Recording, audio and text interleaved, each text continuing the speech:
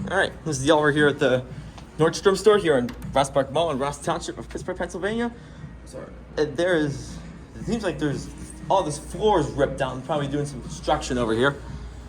Here we come, the elevator Nordstrom in Ross Park Mall in Ross Township, Pennsylvania.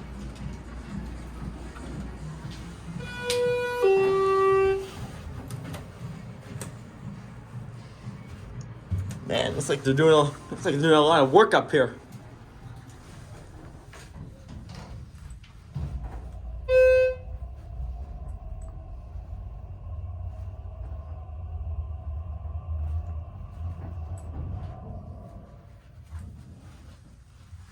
See if they're doing construction on the first floor.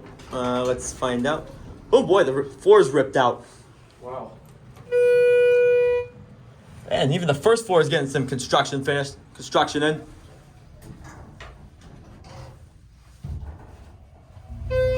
2008 for this elevator. Yeah, 2008.